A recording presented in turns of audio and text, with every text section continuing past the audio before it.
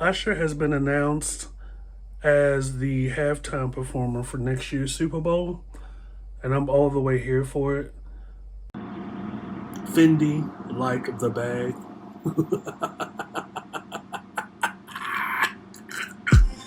This is the I Refuse podcast. This is Mr. Fox, the I Refuse podcast. Season 5 is out, wherever you get your streaming and your music and your podcasts. Had to get up on this thing as a follow-up to a previous video we made on the YouTube channel as to why Usher is the last great male superstar of our generation. This announcement just reaffirms that when you actually think about it, it's Mr. Fox, the I Refuse podcast, by the way, if I haven't said that. When you think about it, in a way, this is Usher's renaissance. You know, Beyonce is on her renaissance tour. She's a whole other conversation. And if we want to be real about it, her only contemporary is Usher. Usher's contemporary at this point is Beyonce. It would have been another guy, but he's in the clink. And hopefully this announcement just puts to rest this Usher versus Chris Brown thing, and y'all thinking Chris Brown is the next in line behind Michael Jackson, and it's like, here's the thing. Usher had started his solo career in 1994. A lot of y'all think his first album is My Way. It's not. And shout out to Donnell Jones and Faith Evans for having a major hand in Usher's debut album. Usher has managed to not only persevere the 90s and the 2000s as far as R&B and what pop music was. It was like two different things. Usher has managed to not only do that, but continue to stay relevant. While, you know, he hasn't, in some people's eyes, managed to replicate the success commercially of his Confessions album, nobody really can. But when you think about it, nobody else in R&B has sold 14 million albums. Like, when you're talking about predominantly R&B that just manages to go pop here and there, you're talking about before Justin Bieber, you're talking about, you know, before Beyonce and like her B-Day and Sasha Fierce stuff. Like, Usher has managed to navigate like EDM, Euro music, dance music, still keep it R&B, still keep it cool, and not sacrifice too much of his sound. Now that, you know, he's been on this residency, he has somehow managed to get another chapter or another era out. Quiet as it's kept, I think Usher should have been halftime probably 5 or 10 years ago. But what's interesting about it is that the last 4 or 5 halftimes, it's mostly been like a group effort. And you think about it, it's like, it'll just be Usher. It'll just be Usher doing the halftime show. It isn't like 5 or 6 people with guests. It's not, it's Coldplay 1 minute and then Bruno and Beyonce will just kill it. We don't even really remember Bruno that much, or Chris Martin and Coldplay. But it's Usher by himself. Usher is going to give you the coolest dance moves, bring it back to the days where halftime shows were about actually performing. And you have the biggest stage, which brings in Average about 15 to 20 million viewers. Nobody really stays around for the whole game. The halftime show is the main event, and they got the right guy to do it. There is so many different ways this halftime show could go. Usher could really, if Usher was smart, right? If Usher was smart, Usher would start with Daddy's Home. Whole venue is dark. There's probably one or two lights. You don't see the stage. You don't see him. Play the first couple of seconds of the intro. I just want to get your attention. Listen, I'm throwing everything out the window. He could do Daddy's Home. He could slide right into You Don't Have to Call, go into Love in This Club, OMG. He could slide right into You Make Me Wanna for a little bit. He could make the most of that 15, 20 minutes. Do a couple of blends, do a couple of mashups, some medleys real fast. It doesn't even have to be the whole song. He could just have the backing track do the heavy lifting for a little bit while he does a dance routine, and it would still eat. Because Usher can not only sing and sing well while dancing, but dance really well. And Usher is one of those kind of performers where you get 100% on both sides. He could just, the halftime show could just be him doing a dance routine while his music plays in the background, and it would still eat. Usher has probably one of the most diverse catalogs. Like I said, R&B pop. He has a couple of R&B hip hop songs. He has some hip hop features. You could play like the chorus of I Need a Girl, slide right into Let Me See. Maybe do a little climax in there a little bit, do a little bit of dive. Do You Remind Me, My Way, maybe a little bit of Nice and Slow.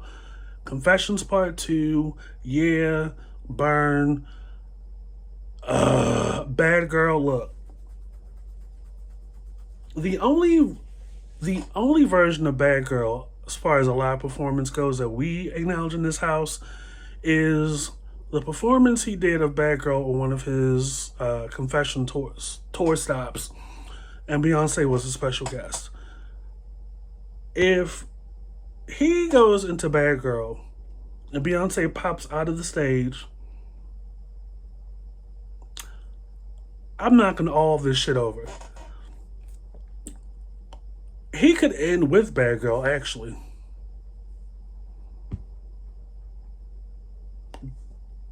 Good 30, 45 seconds. Some of the first verse. They do the dance routine. She slides out. Maybe she comes back in and they do Love in This Club Part 2 for a little bit. I don't know. He has a lot of up-tempo songs and a lot of worldwide hits. One of the Twitter pages came out and like listed a good 10 or 15 of his hits. It's wild to think that one person had 4 number ones in 1 year off of one album. Meanwhile, this other person that y'all keep comparing Usher to is giving y'all like 80 songs an album, and all of them sound the same. And y'all don't want to admit to yourselves that that little boy over there is on something. And y'all are really telling on yourselves that y'all don't have any taste or any range. And y'all believe in ignorant, aggressive stuff. Usher gives you love. And does it in such a smooth and cool way. And for him to have a halftime show brings to the forefront brings back what R&B should be. You go on any one of these podcasts the past month, people will tell you, what's missing in music is people don't know how to write and people don't talk about love. It's not the focus. It's about getting you home, getting you drunk, slipping something in your drink, and having my way with you and kicking you out. It's about hoes not being loyal. It's about how short is your dress, how big are your titties. A lot of the music out here is aimed at groupies. And y'all keep telling on yourselves when y'all go to social media, whether it's the artist or the athlete or whatever, or it's the groupie with the testimony that, oh, I got flown out, but he didn't pay for my hotel room. Like, y'all are making a lifestyle out of this.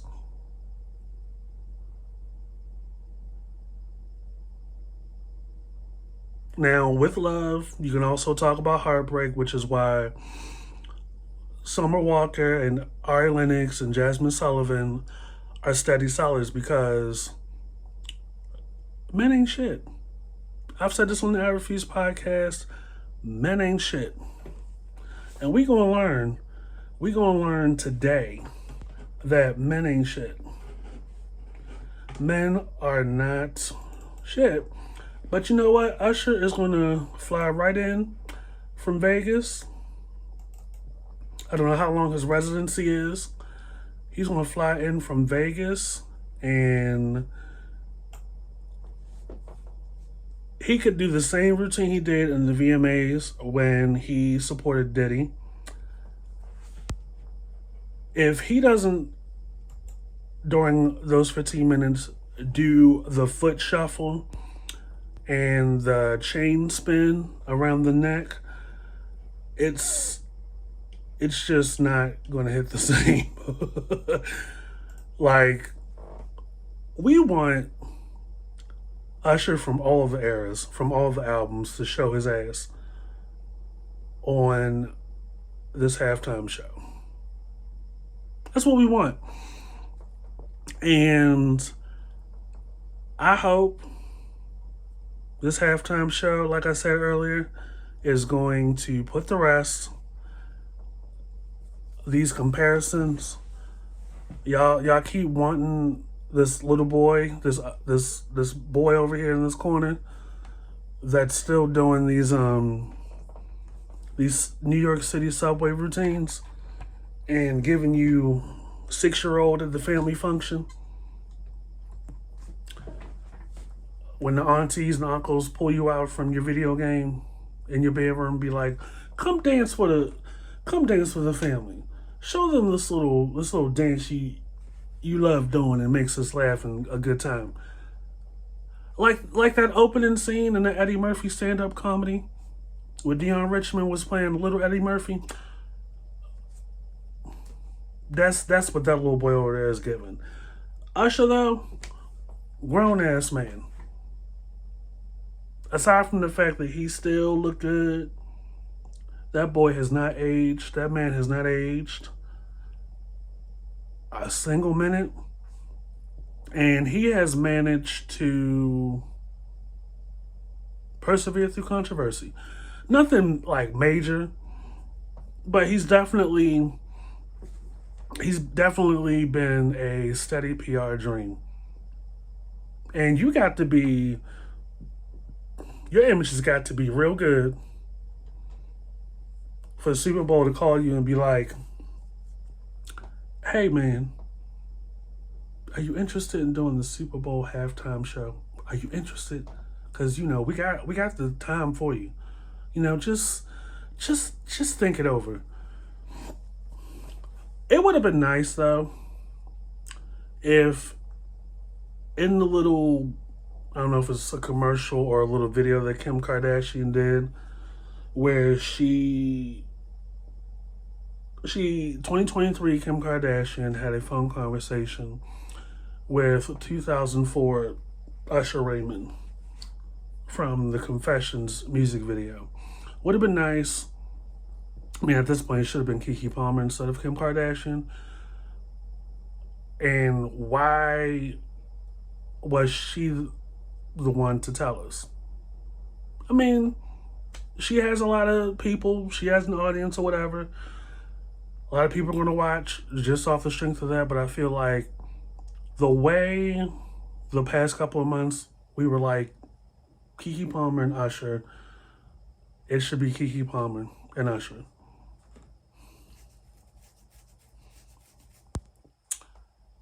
So there you have it. Usher is the halftime performer at the 2024 Super Bowl.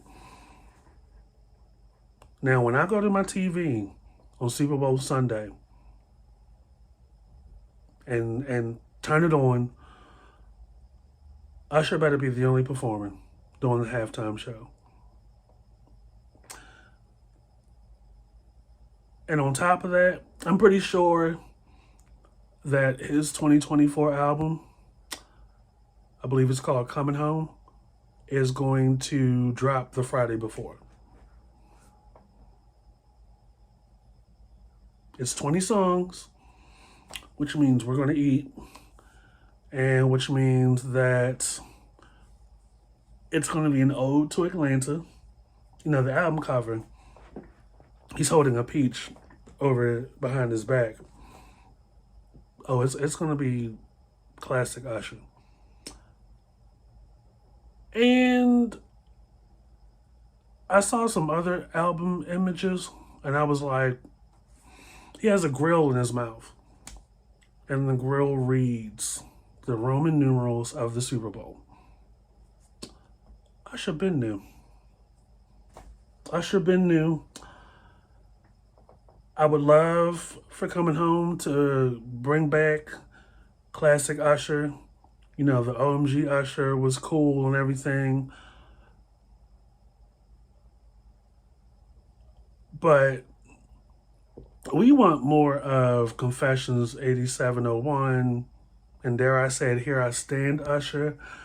And maybe a little of Lovers and Friends adjacent Usher. And before I get up off of this thing, Usher, if you are hearing my voice right now, please do not make part of your halftime show your duet with Alicia Keys. It's the main stage, brother. Up-tempo stuff, do not give us those songs that we hate, please. And you don't have a lot of songs that we hate. I'll give you that. But understand that, like, we really want the focus of your performance to be the albums in your catalog from My Way to Here I Stand. Okay, you might even go to Raymond versus Raymond.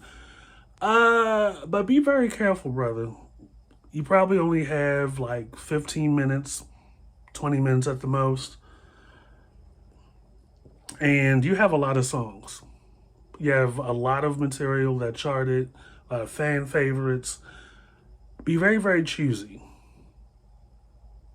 Like, we want to be reminded and we want to be on our feet. Try to stay away from the real slow ballads. Unless it's like a danceable remix. And if you have Beyonce on the stage with you, make the most of that. Make the most of that. But not too much. Like, we don't need 5 minutes of you and Beyonce. Y'all did one song together. Y'all did a live performance that we love together. Probably make that into a mashup, but the white people are giving you 20 minutes, brother. 20 minutes, make Confessions, and I'll say Raymond versus Raymond, like the focal point, but throw in some of your earlier material, pre-Confessions, and pay lesser attention to Hard to Love and Looking for Myself. What else you got up in there? Nobody really paid attention to the collaboration album you did with Zay Tevion or whatever his name is. Give us classic Usher. Throw in a little bit of I Need a Girl. Throw in a little bit of Lovers and Friends if you must. Let's see what else you got. Like some of the good stuff that's not like on your albums. Just keep it there. I know people are probably going to want a lot of Raymond versus Raymond. OMG, I know you're going to do that. I know you're going to probably do DJ Got Us Falling in Love Again. Like the annoying radio shit. They played the fuck out of those two songs in 2012 into 2013. You're probably going to do like a Justin Bieber thing. I don't know. You're probably going to do like a dance off because you know you love to dance. But brother, you are in your 40s now. Try not to lean too heavy into like feet over head kind of shit. That's all we saying. I'm going to stay locked in either way. And hopefully these millennials or Gen Zs or whatever they're called these days can finally get themselves together and get themselves in line with why Usher is the last greatest male superstar. Black, white, R&B, pop. That you're probably going to study in about 15 to 20 years from now as to how you can navigate through different eras of music, stay relevant, and without any sacrifice or sabotage to the sound that you're known for. Like nobody else, male or female, could probably pull that off. You know, Beyonce's already been on her own channel since her debut. But she's another one where she played the game with her, third album, which essentially made her into an international superstar. A lot of people didn't pay for a lot of attention. But in Beyonce's catalog, just like in Usher's catalog, no two albums sound the same. No two albums are the same. And they've been at it for over 30 years now. I mean, if you factor in Destiny's Child with Beyonce, almost 30 years. So, let this announcement bring your ears and your eyes to Usher a little bit more. A lot of people need re-educating, need to be reminded as to why Usher is a big deal in these households. And why we keep saying that Beyonce's, there's only one contemporary to Beyonce, and that's Usher.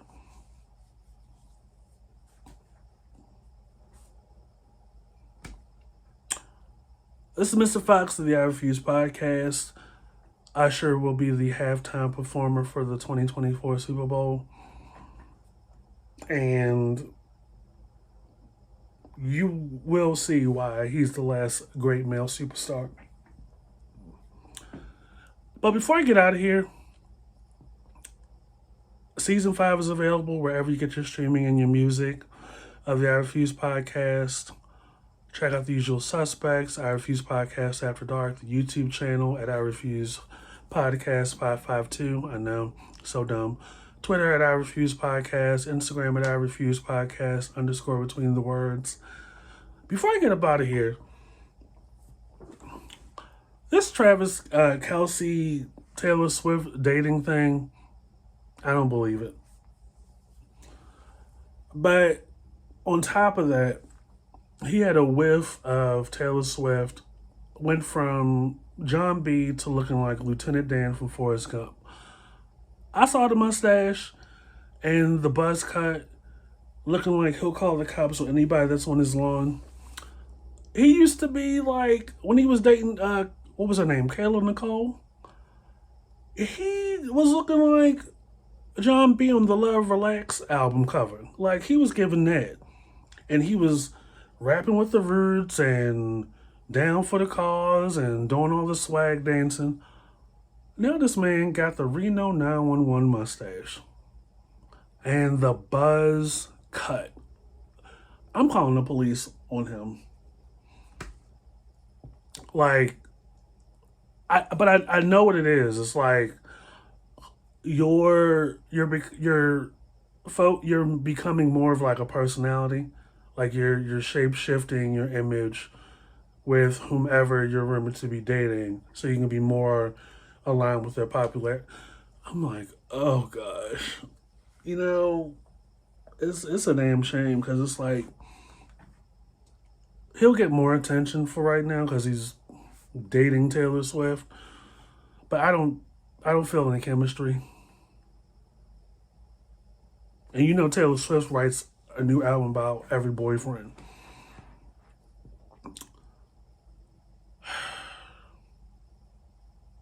Anyway, I thought I'd just come on here and crack jokes about Travis Kelce.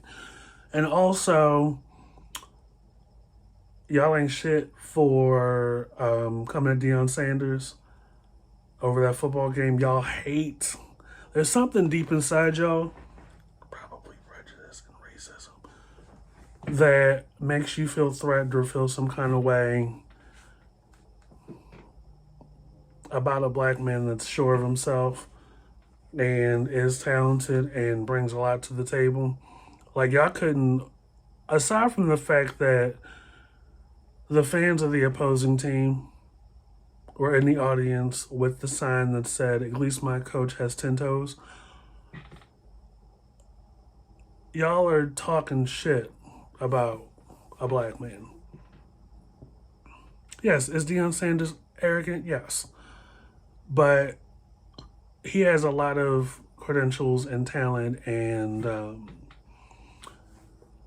knows what to say and how to say it to get the fire under the players' asses to get the best results for the college and for the state. And isn't the point of the game the stats? But we know, in Colorado, we know the deal. Y'all are not used to it. But if he was white, it would have been okay.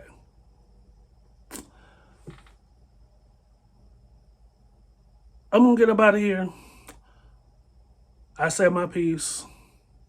Check out the Super Bowl halftime show. Hopefully you leave a little bit more of your realms with racism and prejudice in 2023, but I know a lot of y'all won't. And y'all take it easy. I Refuse Podcast Season 5 is out now. Actually about to drop a new episode today in addition to this one, which will be a bonus episode. This episode will be a bonus episode. We did a new episode that's dropping today in support of Season 5. Check that out. Link is in the social media profile at I Refuse Podcast on Twitter. And we will catch you guys later. Fendi, like the bag.